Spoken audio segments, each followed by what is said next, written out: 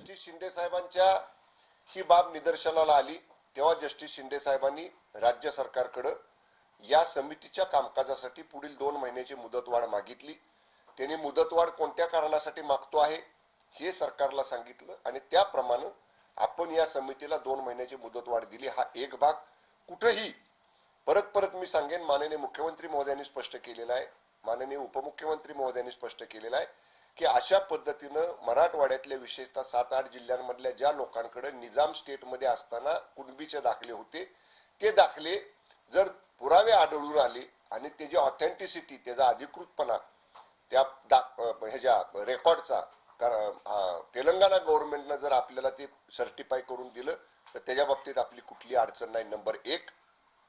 राहिला प्रश्न मराठा आरक्षण हे केवळ मराठवाड्यापुरत्या नाही तर सगळ्याच राज्यातल्या मराठा बांधवांना मराठा आरक्षण दिलं पाहिजे. तर याच्या बाबतीत मी आता स्पष्ट करतोच, परंतु काल माननीय उपमुख्यमंत्री देवेंद्रजी फडणवीस साहेबांनी राज्य सरकारची भूमिका अत्यंत स्पष्टपणे एका मुलाखतीमध्ये सांगितलेली आहे. पहिल्यांदा मराठा आरक्षण हे 2014 ते 19 या कालावधीमध्ये 2019ला मिळालं. आपण मराठा आरक्षण योग्य कागदपत्रांच्या आधारे, योग्य अहवालांच्या आधारे सगळे त्याची कायदेशीर बाजू योग्य तपासून आपण ते आरक्षण दिलं होतं. ते आरक्षण 1.5 वर्ष हायकोर्टामध्ये टिकलं, परंतु जेव्हा ते आरक्षण सुप्रीम कोर्टामध्ये गेलं तेव्हा ते का टिकलं नाही याच्यावर आज कुणीही चर्चा करत नाही. मी कुणावरती रोष व्यक्त करत नाही किंवा कुणाकडे बोट दाखवत नाही, परंतु ज्या बाबी हे 1.5 वर्ष चाललेलं महाराष्ट्रातलं आरक्षण सुप्रीम कोर्टाच्या न्यायालयीन प्रक्रियेमध्ये जेव्हा रद्द झालं किंवा त्याला स्थगिती मिळाली त्यावेळी काय गोष्टी सुप्रीम कोर्टापुढे मांडायच्या राहिल्या, त्या का मांडल्या गेल्या नाहीत, त्यावेळी ज्या गांभीर्यानं, ज्या सिरियसली या गोष्टी तिथं माननीय सुप्रीम कोर्टापुढे जायला पाहिजे होत्या त्या का गेल्या नाहीत याची स्वतंत्र चौकशी होणं गरजेचं आहे. मी आता परत सांगेन, आम्ही कोणावरती आरोप करत नाही, परंतु त्याचं कारण शोधलं पाहिजे.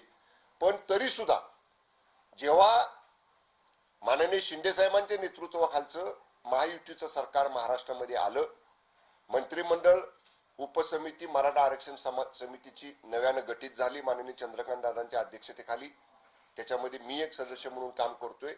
पहिल्या दिवशीपासून माननीय शिंदे साहेबांनी आम्हाला सांगितलेलं आहे की कोर्टात टिकणारं आरक्षण या कशा पद्धतीनं आपल्याला ती केस क्युरेटिव्ह पिटिशनची आपल्याला जिंकायची, लढायची, या बाबतीत सर्व उपसमितीनं अतिशय प्रामाणिकपणे सिरियसली काम करा.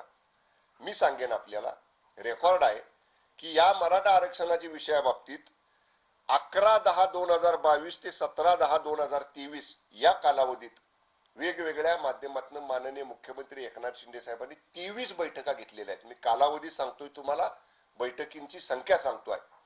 वेगवेगळ्या 23 बैठका या मराठा आरक्षणाच्या प्रश्नासाठी असतील, अण्णासाहेब पाटील आर्थिक विकास महामंडळाच्यासाठी असतील, सारथीच्या संदर्भामध्ये असतील, मराठा तरुणींना, मराठा विद्यार्थ्यांना शिष्यवृत्तीची संख्या वाढवून देण्यासाठीच्या असतील, परदेशी जे मराठा युवक जाणार आहेत त्यांच्या परदेशी शिष्यवृत्तीसाठी असतील.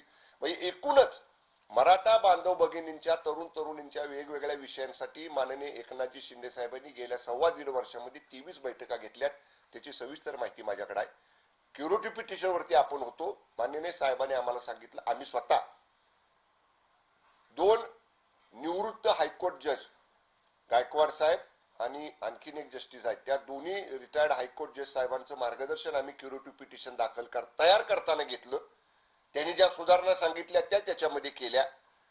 मी एक सांगतो आपल्याला, मला जी त्यातली माहिती अवगत आहे, सुप्रीम कोर्टामध्ये जेव्हा हे रिव्ह्यू पिटिशन मराठा आरक्षणाच्या विरोधात गेलं तेव्हा तिथं असं भासवलं गेलं की मराठा समाजातली आमदारांची संख्या एवढी आहे, खासदारांची संख्या एवढी आहे, साखर कारखाना चेअरमनची संख्या एवढी आहे, दूध संघवाल्यांची संख्या एवढी आहे, सहकारी बँकांची, सूतगिरण्यांची, म्हणजे अशा मोठ्या मोठ्या पदांवर असणाऱ्या लोकांची संख्या मराठा समाजातली जास्त आहे. मराठा समाज आर्थिक दुर्बल नाही, मागास नाही, असं त्यावेळी ज्या लोकांनी कोणाला सांगायचं होतं त्यांनी सांगितलं.